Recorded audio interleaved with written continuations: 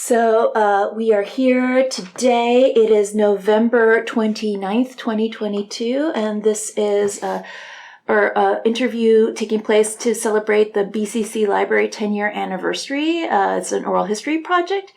Thank you so much for being here. Can you state your name and affiliation, please? My name is LaRoi Lawton. I'm an assistant professor here at Bronx Community College, and I'm currently in the library department. I am in charge of the learning services, which includes reference instruction. Wonderful. Thank you so very much. And could you say a little bit about yourself? Share whatever you feel comfortable with, wherever you would like to start, whatever that starting point is on this journey that has brought you here to BCC and the library and where you're from. You can start anywhere you like. I'm the oldest of 8 siblings. 4 girls, 4 boys. As a matter of fact, my oldest sister is a graduate of Bronx Community College, year, I think, 1973, I believe it is. And my mother is from the West Indies. My father is Native American, Cherokee blood. And we're sort of like a military family, so to speak, because he was in the service. And there are 5 of us who are currently still active in the armed services for the United States. We were brought up in the West Indies. My parents migrated here, 1943, somewhere around there.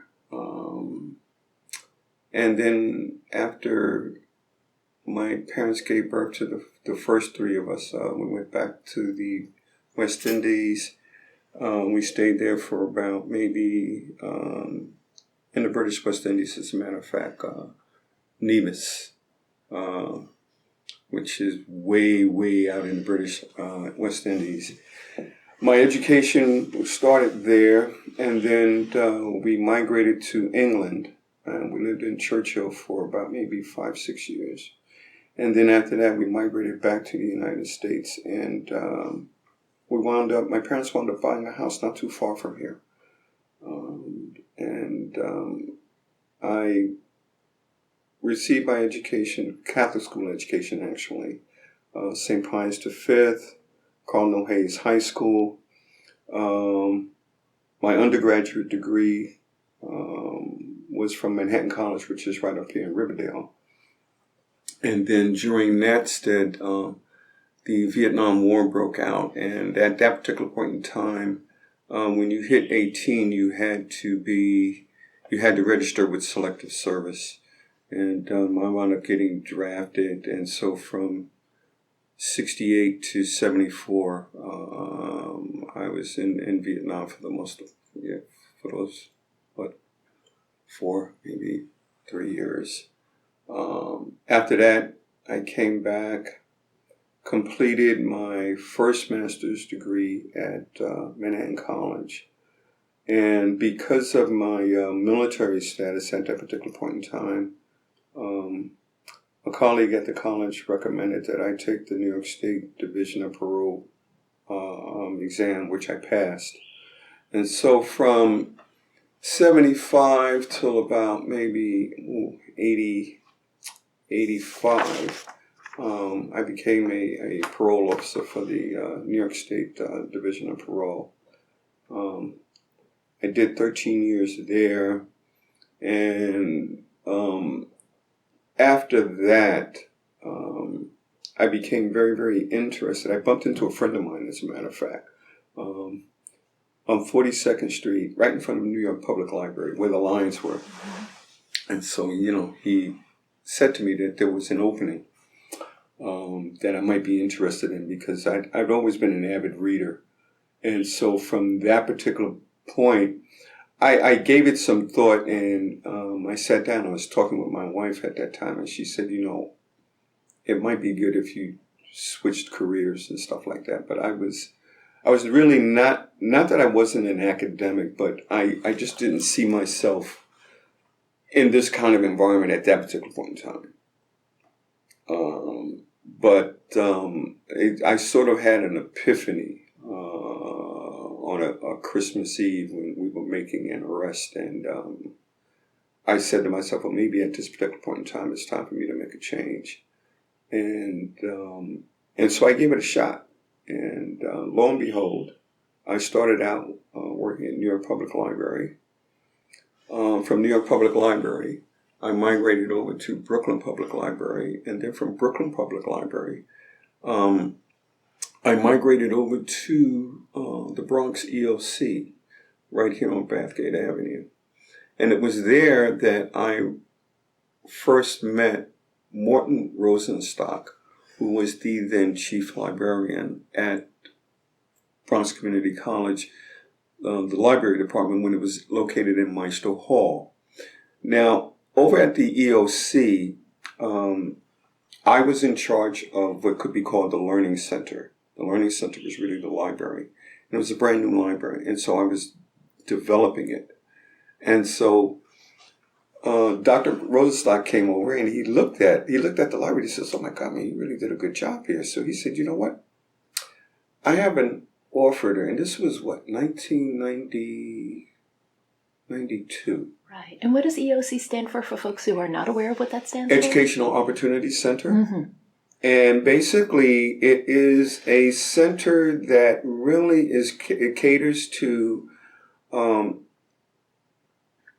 students who've either dropped out of high school or seeking GED, their equivalency diplomas. Those people in the area who are looking for jobs, relevant job skills to get employment, and and so my library was sort of geared towards that. So in the process of developing this, and the Bronx Educational Opportunity Center was affiliated with Bronx Community College here. So Morton looked at me and he said, you know, I really like what you're doing here. I'd like to offer you a position over at Bronx Community College in the library department. And so when he told me this, I said, give it a year. I'm still developing this. I want to see it to develop more. And so he said, okay.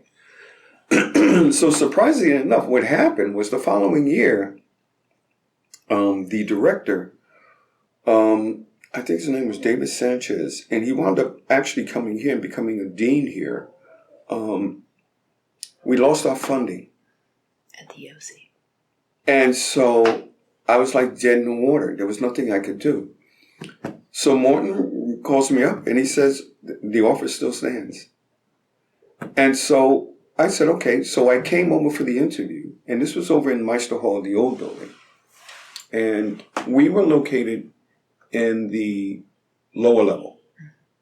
Okay. And there was what was called a media center. And the media center was located in another building, Sage Hall. And so I asked him, I said, so why me? And his response to me is what really surprised me, but it also told me that this was a man who was forward thinking. So he took me outside, out on the main floor area, and he said, I want you to look around and tell me what you see. And so I looked around and I saw Hispanic students from different, cultures in the whole nine. I saw students of color from different cultures as well. And he says, and tell me, what about the staff and the librarians? And so I looked around and I said, well, all of the librarians are white except for the clericals. And he said, exactly. And he said, I already see this college, the college, changing. And so my opinion is this: the library should reflect the community that it serves. And right now we're not doing that. And what year was that? This was 1993. And so I thought about that and I said to myself, no, that's pretty good forward thinking. He said, this is not to say that the librarians that I have here right now are not qualified, but they don't speak Spanish. There is this, and for for 1993, for him to say that they were experiencing what could be called a culture shock, for me, that was telling. And so I was intrigued by it. And so he said, what I'd like to do is not have you work here, but I'd like you to work in our media center. Okay. And so when he showed me the media center, I was like, oh, wow. You know, computers. We had that at that time, the collection was predominantly VHS. The staffing at that particular point in time, it was Catherine Parsons, Ina Harrison, and these two, they were COAs at that particular point in time. So I wound up being in charge of that. So that first year was very telling for me in the sense that I looked at the both of them, and I kept getting, how would you say, a lot of feedback from Morton. Morton was telling me, he said, I want you to join LaCUNY, which is the Library Association for the city, for the City University of New York. It is an organization of CUNY librarians. There are different committees on there. I want you to immerse yourself in that. If you're a member of the American Library Association, ALA, so be that as well. But I want you to get to know the campus. I want you to get to know the people. Pay attention to who the stakeholders are, because they're very, very important. And that's exactly what I did. I began to immerse myself in there. But then at the very, very same time, I realized that I had two people, Kathy and both Ina, who were college graduates. Okay, college graduates. And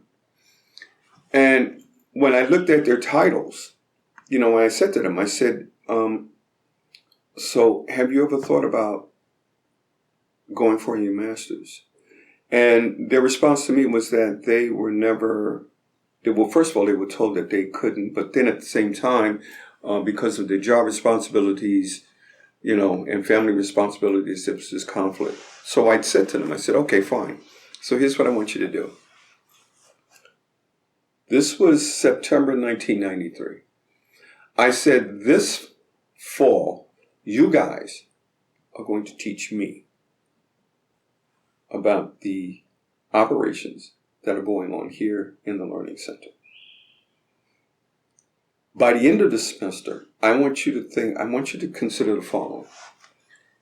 If you're going for a master's, what would you like that master's to be in? Okay. And where would you want to go?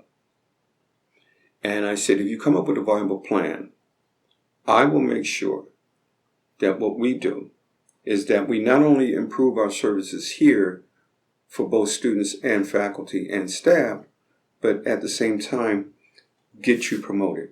Because your salary, because I looked at them and I said to them, their salary in 93 that they were making, I was making in, 1970? And at that time, Kathy had, she had 2 children at that particular point in time. Ina had 1. But I was like, that's very interesting. That given the fact that they're in the City University of New York, they were never encouraged to go. So to that end, today, both of them have their library science degrees. As you may or may not, or Kathy is a librarian within our department right here. Ina, who has since retired, was working part-time for a little while up at Lehman College, but she has now since retired. But I think that was my first eye-opening experience in the sense that I had a Jewish librarian tell me that the library itself had to reflect the community that it served. And when he said that to me, and he said, and that's my intent. He said, you, Jacob Atacola, Ronald Harris, you 3 will be the first 3 librarians of color to come on board. And so to that end, I said to myself, okay,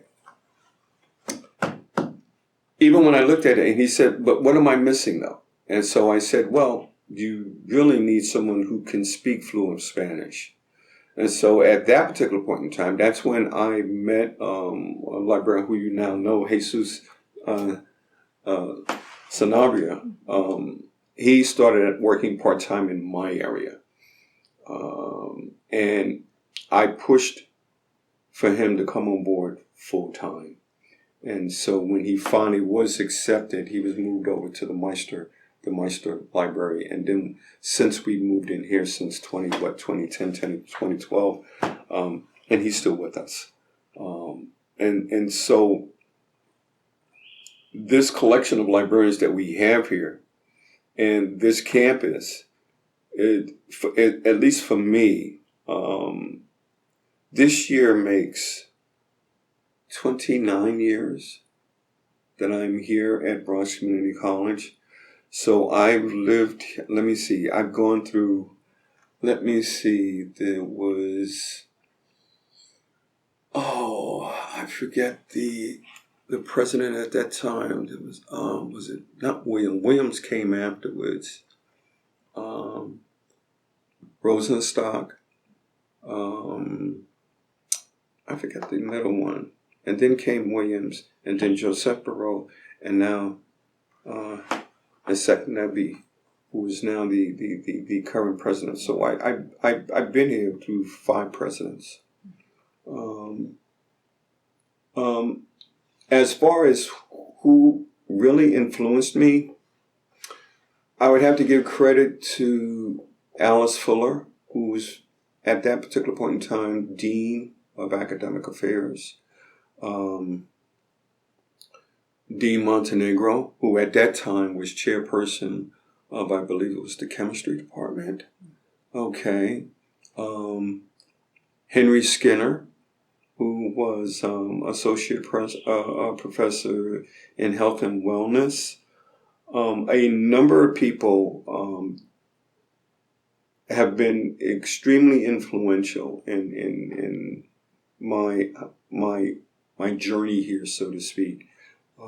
I've enjoyed these past 29 years, despite the hiccups that have occurred along the way, the interactions with the students, the fact that our library, for me at least, is like a doorway. Okay, we open doors to our students, and it's always nice to see our students come back and thanking us for that extra mile that we've taken with them. What has always been unique about, I think, this specific library and the librarians that I work with is that even when our students graduate, they come back and they ask if it's okay if they can come here and study because they find that the ambience is a lot more conducive to their learning environment. And for me, that's extremely telling. A lot of faculty have done the exact same thing. Like just last week, I got an email from Dr. Elizabeth Smith from English, and the email that she sent was so telling. It almost brought tears to my eyes because she said she really appreciated the way that I interacted with her students, and I had to turn around and tell her the thanks should go to you because your students. I said, you have 14 students in your class, and all 14 of them showed up. Okay, all 14 of them. And so when I see that tells me that there is a positive interaction between the faculty member and the students. And it showed because every question that these students asked in their class was on point. Okay. As a matter of fact, one came just prior to the interview here. One came back today to ask my help with, with something we sometimes take that for granted, but at the very, very same time, it lets us know that what we're doing is not for naught. Precisely. Okay, it's not for naught. And so I'm very interested taking a few steps back about this journey and about how that transition happened from parole to officer to librarianship and public service and librarianship. Can you tell me a little bit about that transition, about what you did to prepare for that? Any recollections of what it was like at that time to go for an MLS degree, to get, can you tell me a little bit about that path? That path was very, very interesting in the sense that, despite my, what I would call my very, how would you say, very picturesque background, I was always an avid reader, okay? And one of the things that I always liked to do was I would go downtown to the library on 42nd Street, and I would walk into the main library area, and I could just look around and look at all these books and sit down there and say to myself, my goodness, man. I mean, if you really want to learn anything, this is the place to be. And surprisingly enough, despite what I would call the very active and sometimes very stressful situations that I found myself in, even when I was in the service and even as a parole officer, this sort of calmed my inner self. It was like all of a sudden, it was like something said to me, you found your niche. Okay, this is it. Okay. I think that the only drawback that I felt was that I was the only male person of color in what I would call a predominantly white environment, predominantly female environment. And so I had to I really had to put that on a back burner, because at times it was very, very difficult because, I'm brand new. I think that what surprised people was when I would begin to speak and they would, they'd say, oh, wow, he articulates, And I thought that caught me by surprise, even though it should not have. And my parents always told me, they said, listen, all of my sisters and brothers, they're your complexion. Okay, I'm the darkest one. Okay, and so there's always been this, oh, wow, sort of response when people look at us, like what happened with him, and so this is how I felt for many years, particularly in New York Public Library. Actually, in New York Public Library, I hit a glass ceiling. I did. I hit a glass ceiling. Were you doing reference service at that time? At that time, it was a children's library. Oh, I see. Okay, I love children's work. I still do. I read to my grandkids, my nieces and nephews, who also have children. I still do storytelling.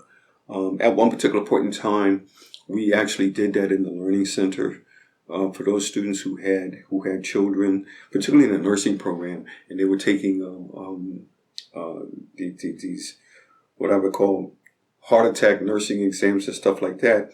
I would tell them, bring the kids here. I'll read stories to them, and I mean, it was nice, but this was something that I was used to, and so that transition, I think, sort of prepared me for this particular environment, because surprisingly enough, I found that same thing.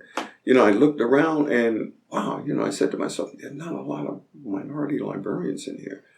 And I can remember when I first met Ishmael Alicia, I met him in New York Public Library.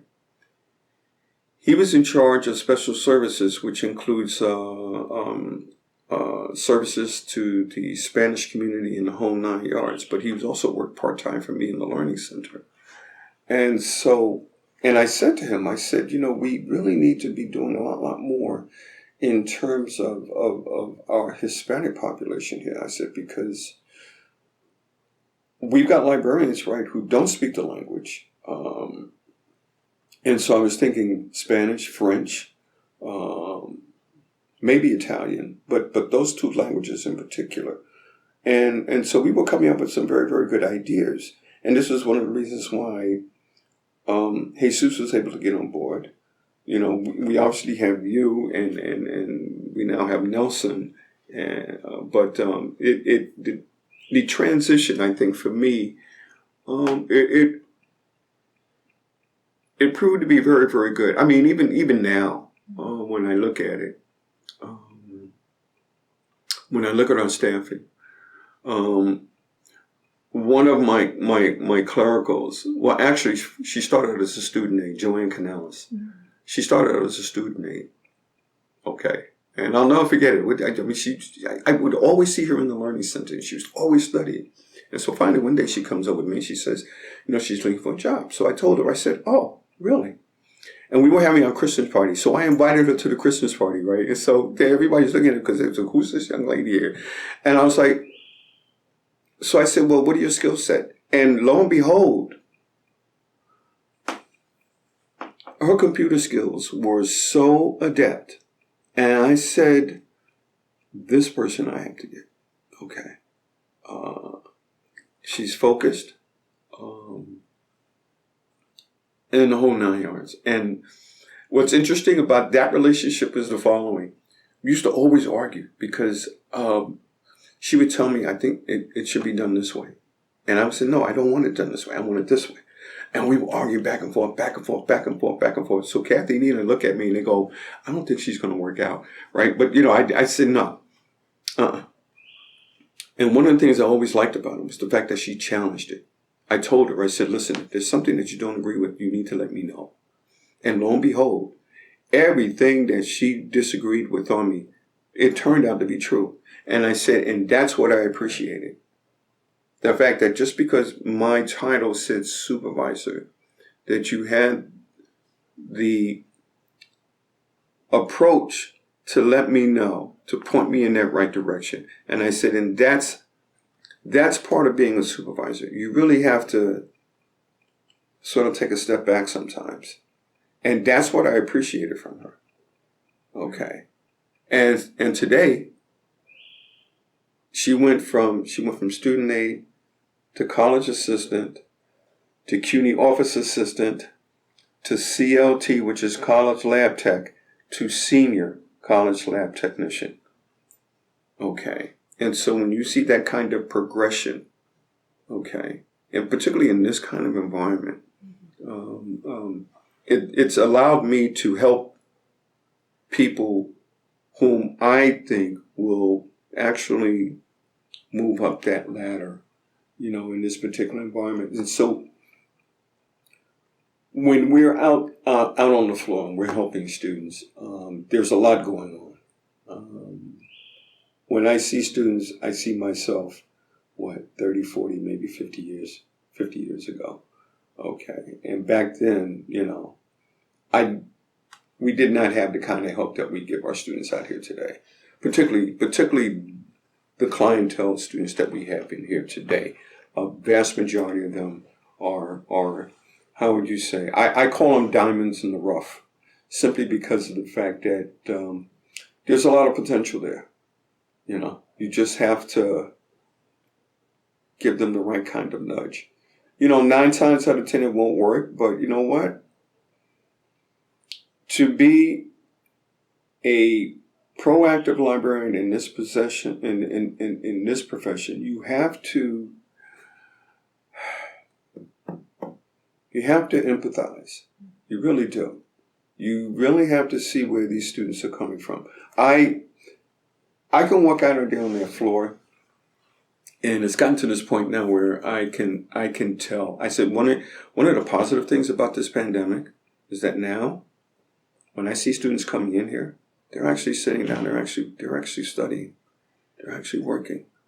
Okay. They're actually asking the questions. Okay. And to me, that is, you know, there are a lot of things that, you know, a lot of people can say, but I'm one of them, you know, you really need to be looking at the positive. My mother always had this saying: when you bump into a negative, always try and make it into a positive. Always. He said, if you have a bad supervisor, learn from that bad supervisor. So one of the things that I did learn throughout my entire library experience was what not to do when I'm talking with staff or even faculty from past experience. Okay, and it's paid off. I've got a very, very good crew. But for the fact that I can't give them raises and stuff like that, I mean, and that's where I am today. A lot of people say, well, you know what, I could have retired. I could have retired 6 years ago. Okay. But I enjoy doing this. I really enjoy doing this. There's a lot of behind the scenes stuff that I could do without, but you know what? That's part of the process. Indeed. Thank you for sharing that. Yeah. And thinking back about your first days, so to transition from public librarianship and your time with the EOC to academic librarianship, those first days on campus. Those first days. I would really love to know what that was like. Any first impressions that struck you, and what that was like, that transition to making those relationships with others. It was mind-boggling, which is why I said to myself, wait a minute, because let me tell you, using both Kathy and Ina as perfect examples, they were really apprehensive. Let me tell you something. I looked like a kid when I walked on this campus. I did. I looked like I was skinny. All right, fine. I was dressed in a whole 9 yards, but I looked like a kid. This one student turned around and said, "Wait a minute, you're not a student?" And I said, "Well, thank you for the compliment." And I was like, "Wow." And so when I saw this, I said to myself, "Oh no, okay, I know what I need to do here." So I sat them both down and I said, "Listen, you guys have been working here longer than me. So you're going to learn me. You're going to teach me. Okay. As you teach me, I will probably tweak, we'll do it this way, not that way, because this way is that." By the end of that first 4 months, we were so tight in the work ethic, the schedule, all of those rudimentary tasks that are required both as me as the person in charge and them as the clerical staff in charge. It was tight. People saw the transformation by the end of that semester. And so then compliments started coming in. And I mean, because up until that particular point in time, there were a couple of negatives in the whole 9 yards, but things started to change. And I told them, I said, one of the things that you need to understand as a librarian, and especially when you're working in a library, is your approachability. Body language says it all. Okay, you don't have to say a word. Your face, your body language, all of that. I said, people read into that. Okay, and so you really need to assess your environment. And that's a 24/7. Okay. And so basically, what did I do? They have a little kitchen area. So I went out, bought a coffee pot, bought a microwave. Okay. I had a nice little Italian bakery where we lived at. So every day I was bringing in donuts. So forget it. And I don't know if you remember Miriam Gonzalez. Oh, forget about it. Miriam, God bless her. I mean, Miriam, she baked, she cooked the whole 9 years. Jorge Zambrano was another one. We were what you might call home away from home. That's how it was. And we ran the Learning Center. It got to the point where the Learning Center got more kudos than the main library over in the in Meister Hall, simply because of the fact that they said, you people over here, you should be acting a little bit, kinder and nicer, good morning. I said, get into the habit of saying good morning. Even if you're not, I said, listen, we all have bad hair days. I get that. I do. But good morning starts that process off. Okay. And so I began to teach them how to de-escalate situations, with students. I said if a student or even a staff or faculty member come in and they have an attitude, that attitude is coming from someplace else. It's not coming directly at you. All right, so you need to learn how to de-escalate that. And so they began to see my operational skill set. And they actually learned from it, which was good. And so I could be at a conference in Washington, D.C. or Baltimore or wherever, and I was still in charge. Why? Because they knew how to run it. They knew how to run the area. And whenever there was a doubt or a question or anything like that, they knew how to contact me. They had all my contact information. And, and I would tell them, I said, listen, don't be afraid to call. Okay? I said, that number I gave you that number for a reason. So, if all hell is breaking loose, you don't know what to do, ask yourself this question. Well, what would LaRoi do in this particular situation? And I said, when I'm not here, you're in charge. Okay? I'm giving you that responsibility. So show me what you have. Show me what you got. Okay? Right. And 9 times out of 10, it worked. And so from that perspective, that's when both Kathy and Ina got the interest in becoming academic librarians. And I told them, I said, listen, I pointed out all of the parameters. I said, you start out as instructor, lecturer, assistant professor, associate professor, and then maybe full professor. But these are the parameters that you have to, adhere to. I said, it's work, but that's what it's all about. And so beyond just the dynamics within the library department and how that changed when you were brought on board, what was the dynamic between the library department and the rest of the campus at that time? And goodness, how has that evolved over time to the present? Well, actually, I think with me, people began to gravitate me. So, for example, information technology. I have a very good rapport with information technology simply because of the fact that I understand from a technology point of view why they are so stringent when it comes to certain things. So, for example, when Teresa McManus was the chief librarian, there was an information technology committee of which I was part of, and she was on it as well. And one of the things that I always noticed that there was always this push and pull between her and the, what you might call, executive team of that particular committee. And so I asked her one day, I said, but why all of this antagonism? And then I realized it was her philosophy. She believed in open access as far as libraries are concerned. There should be no restrictions or anything like that. And so my argument was, in an ideal world, that's okay. But in this particular kind of environment, it is not. At that particular point in time, information technology was not, while they were in charge of the infrastructure, they weren't necessarily in charge of what was going on in the academic labs or even in the library as far as the workstations were concerned. It wasn't until maybe after a couple of incidents of internet abuse, hacking, and the whole 9 yards where they really began to put their foot down. And so I began to notice that even not only with information technology, but with some of the academic departments.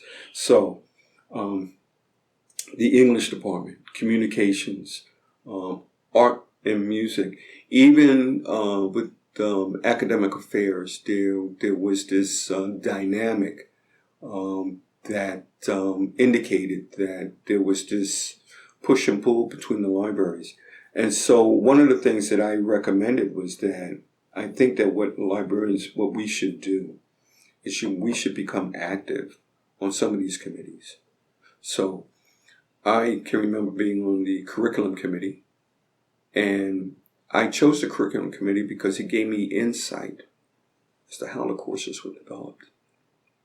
okay, and how that course relates to the library and our collection. Okay, so I had it in there. Professional development. Okay. At that particular point in time, and I'm going back early, mid, and late 90s, the Office of Academic Affairs, as well as many of the academic departments, looked at the library as a support unit, not as an academic department. And so there was this dynamic that we had to actually push ourselves.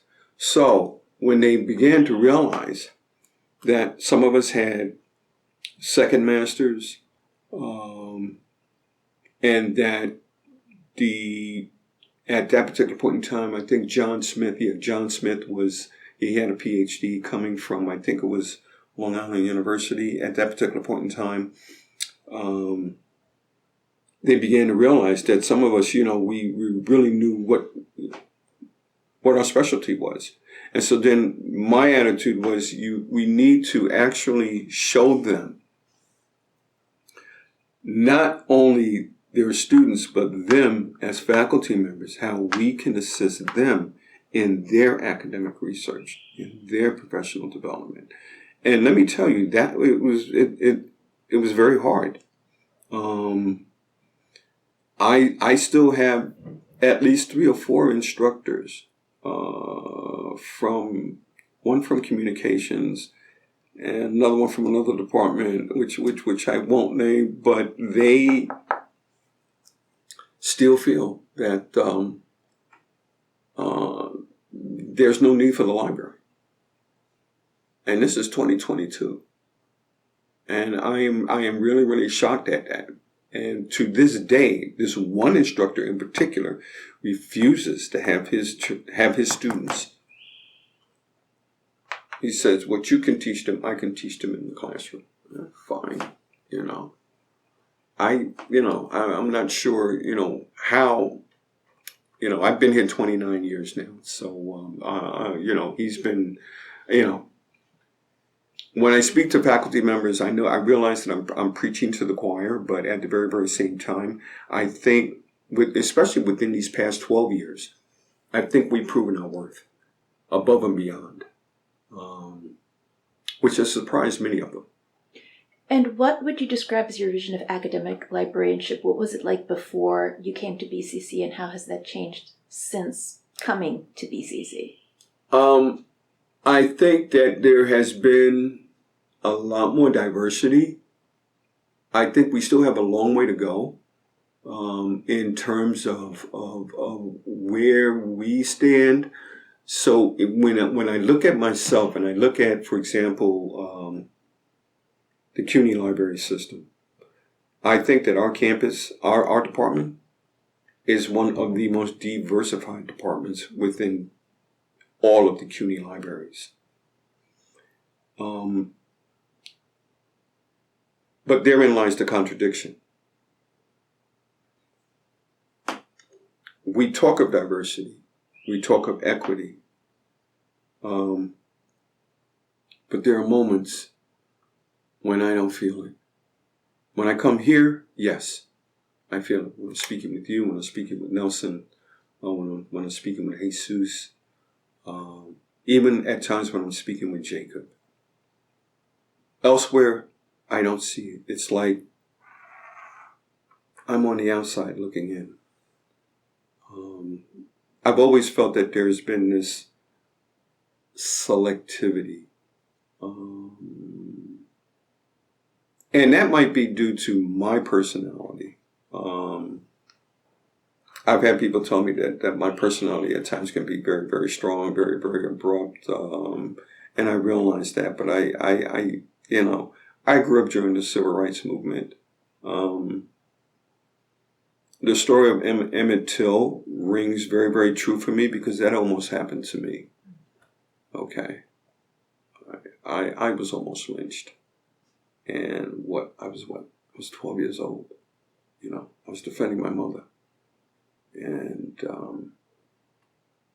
they had to put me in the back of back of a car. I tell my wife, when she heard this, she spoke to my mother about that. And my mother told her, she said, yeah, it's true. They had to throw me in the back of a car. I was in the trunk of a car for like maybe 4 hours, driving from Goldsboro, North Carolina to Washington, D.C. Because I had, racists looking at me who wanted to literally lynch me because I had the audacity to defend my mother. And so when I look back on those days and I find myself here in this environment, on one level I can say all is good, but it could be better. Way, way better. Absolutely. Okay. And how has that climate improved, or where can it seek to improve, you think, on campus? On campus, I think that what's going on here on campus, and even within our department, is that there are a lot of ideas and how would you say, dogmas floating around that on the face of it looks good, but when you turn it over, so to speak, you realize that there is another agenda. And it's that other agenda that troubles me. So, for example, this current hoopla, with the president, what's been going on, on campus, and even within our own departments where different ideologies clash. One of the things that I really I get it saddened me. At first I was very angry, but then it saddened me because I said to myself, my God, man, really. The Council of Chief Librarians now, they have this mentoring program for people that they pick and choose who could be future chief librarians. And I'm saying to myself, back in '94, I brought that same topic up and I got shot down.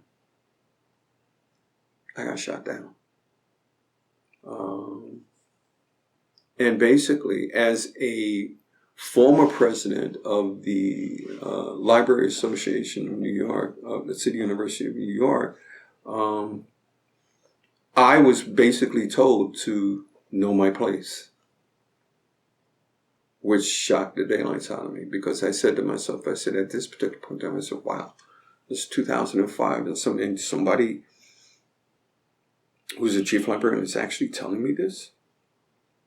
Okay.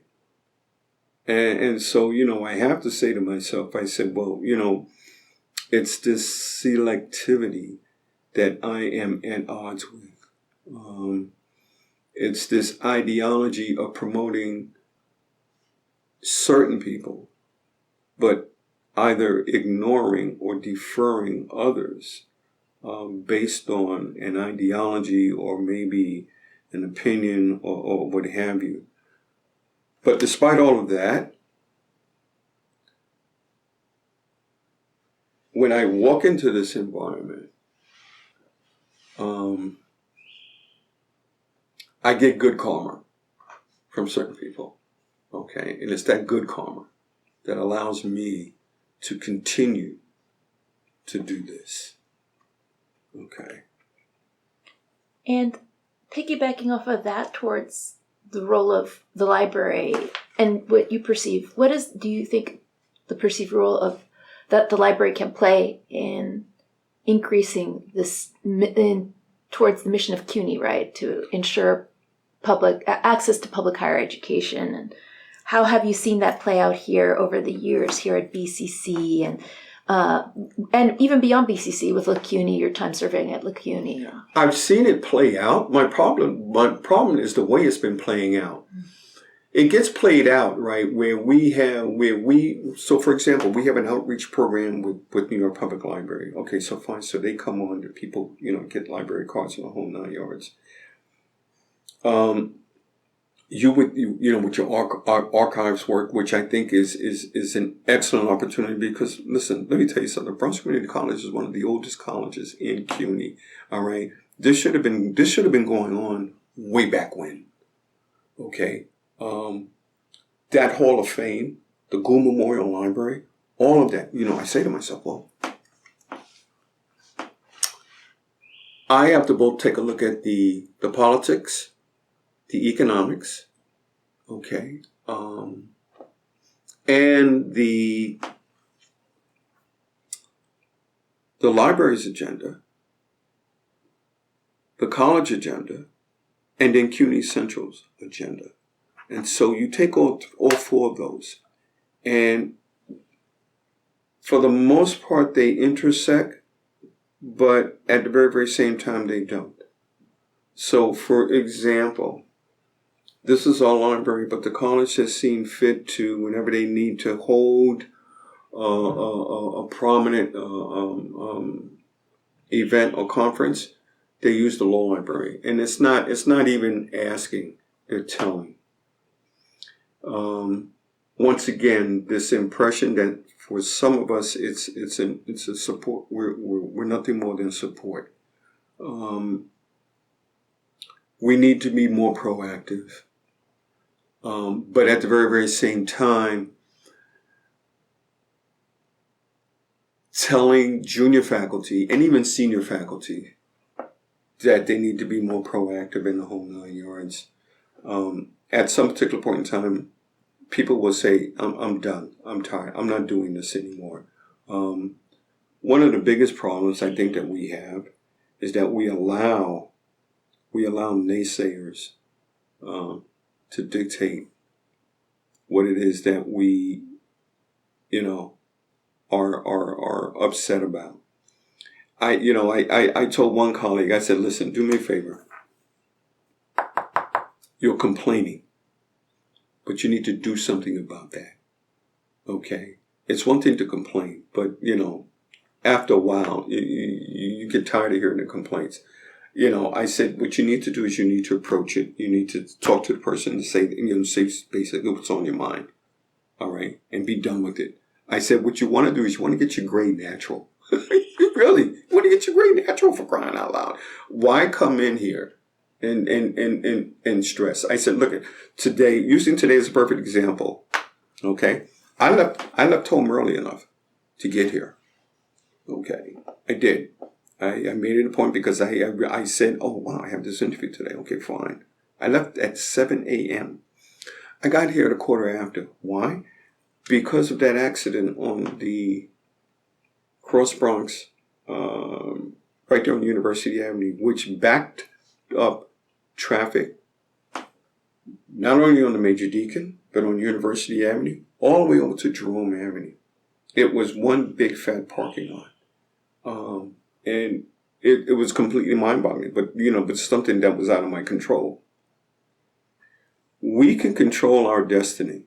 And one of the things that I will have to say to our department chair's credit is that this semester, when the provost demanded that we have late nights and open both days, he held the line. Okay, he held the line.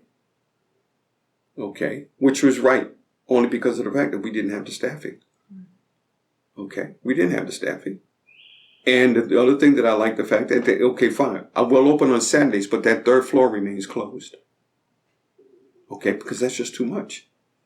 Okay, and to his credit, I have to say, and it's these kinds of small actions that I think that we need to exhibit. So, for example, one of my teaching faculty colleagues came in and they said to me, LaRoi, I didn't know you got your doctorate at NYU. And I said, yeah. And so he said, man, you librarians, man. And I said, I looked at him and I said, you librarians? He said, no, but really, he said, my impression of you guys 8 years ago has changed so much. She says, oh my God, what Cynthia is doing, what you're doing, what Nelson is doing, what Jesus is doing.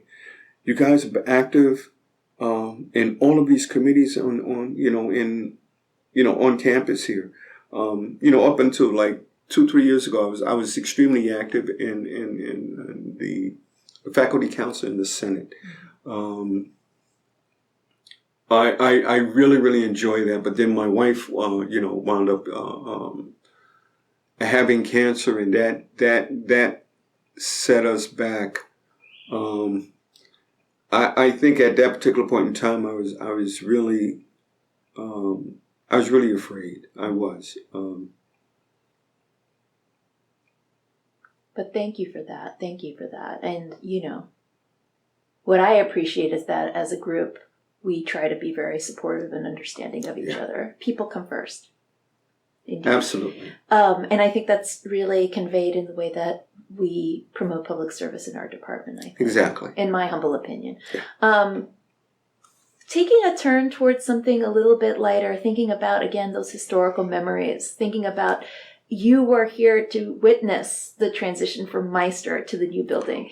Can you tell me your thoughts on what it was like, the consolidation of the library at Meister, and then that move from Meister to this building? That was such, oh my goodness, that was such, quite frankly, it was a mess.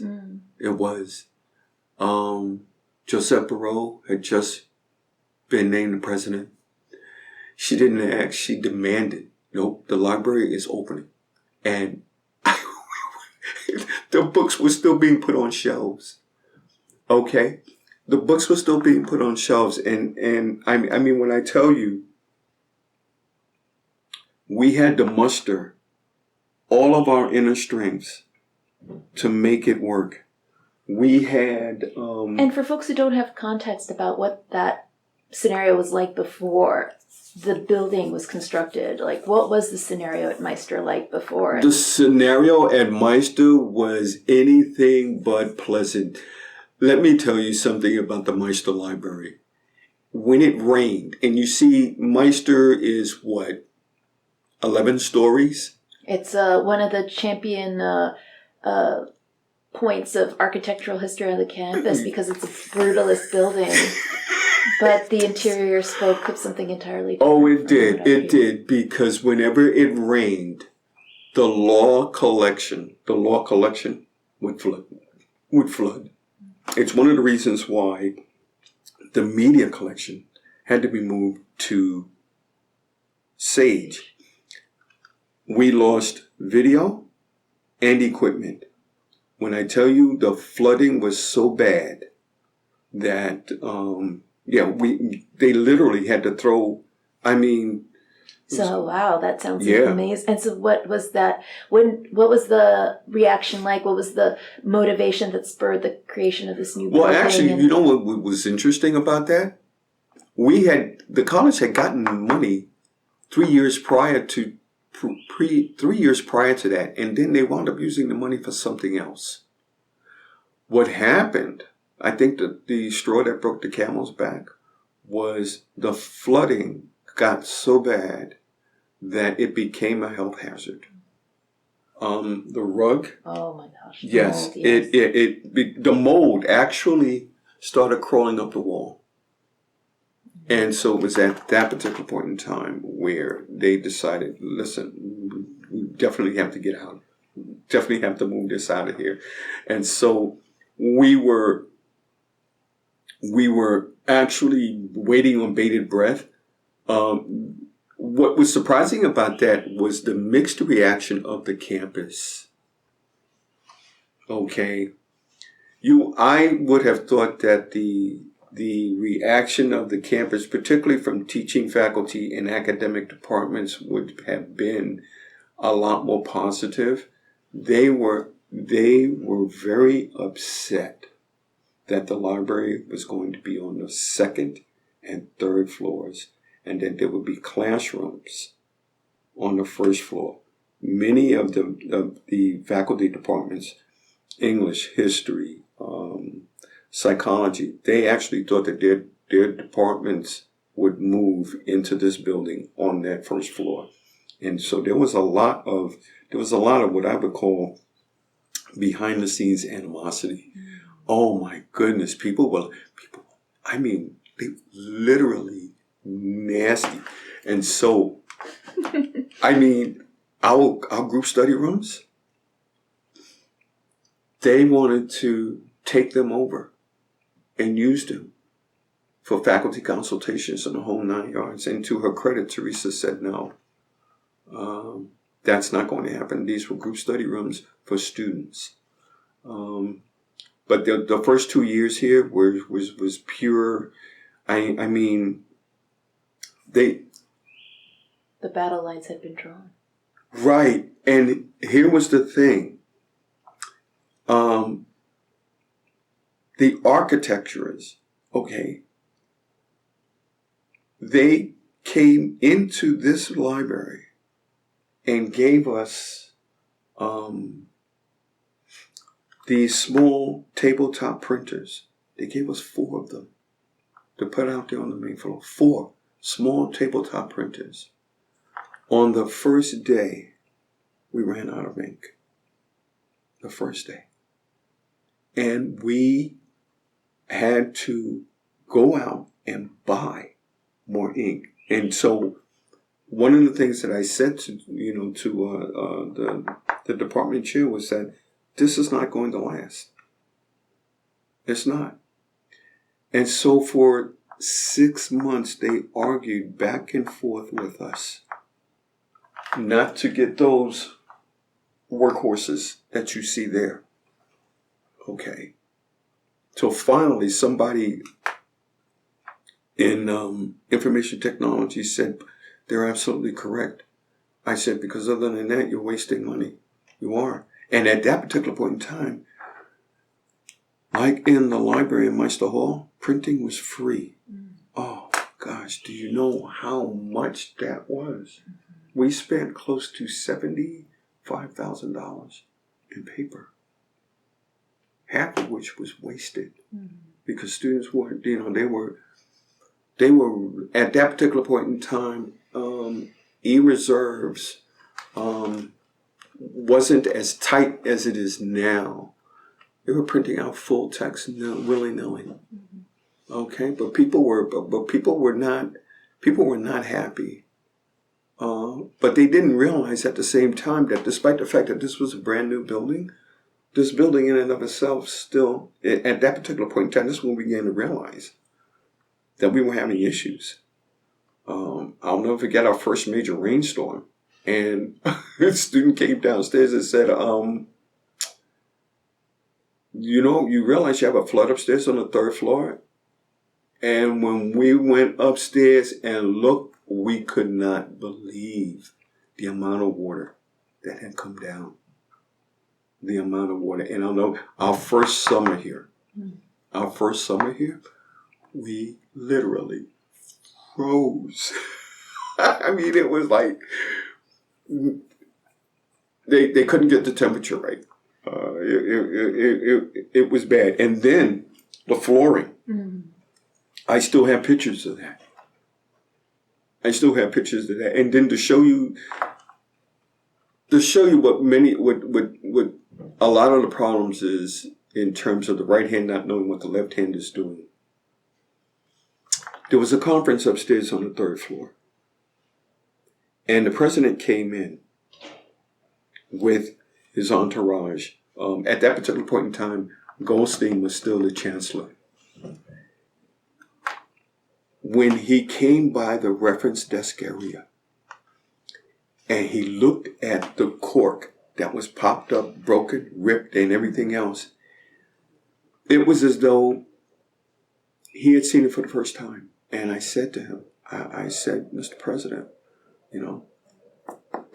I was on the committee. I was one of the committee members. And I said that you're telling me that you didn't know about this. And he said, I didn't. He said, LaRoi, I didn't know about this. And so that told me that his inner circle, they were keeping him out of the loop. And they still are.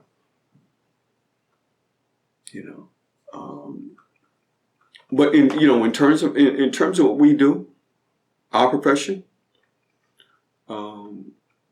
Stay competent, stay on top of things, know the environment. You have to know the politics of the campus. You really do. To put your head in the sand and treat it as though it's got nothing to do with you. That's one of the worst things that you could do. You really have to pay attention. Another saying, you really have to pay attention to the tea leaves. Okay, to see which way the wind is blowing. If you don't have money, it's because of the fact that money went not from this pot to that pot. There are a lot of things that are wrong, but there are also a lot of good things that have been happening. We've had an increase in student usage, an increase in classroom instruction. Our lib chat has increased. And my attitude is, if I reach one student today, that's better than reaching none. Just stay focused and to keep my chin above water. Indeed. And at the end of the day, how would you characterize the impact of this public service work on your life and in your own thinking? I think what it's done is it's really opened up my eyes. Despite my age, I am still learning. A day does not go by when I am not learning something new. When I come on this campus, when I interact with our students, even when I'm interacting with you, I am always keeping my eyes open, simply because of the fact that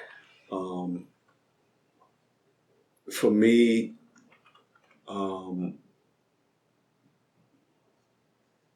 life has been very, very good. Back in 2010, I had a heart attack right here on campus. Joanne Canales was the one that actually saved my life, because the week prior to that, I had done a CPR training with the entire staff. And so she didn't even panic, which surprised a lot. It really did. And they told me, they said, had it not been for her quick action, I wouldn't be here doing this interview with you. Okay, so thank you, Joanne. I'm serious. Yeah. I owe her, in Indian tradition, when someone saves your life, you're beholden to them, until the bitter end. And she laughs whenever she hears that. And when her and Anna get together, Anna will look at it and says, why'd you have to be there that day? You see what I got to put up with all day, right? But right. But these are the kinds of people that surround me every day that I come in here. We may have our differences of opinions from time to time, but I have always considered this, and I think this is what makes us unique from the other departments on this campus, is that we're like a family away from family. Okay.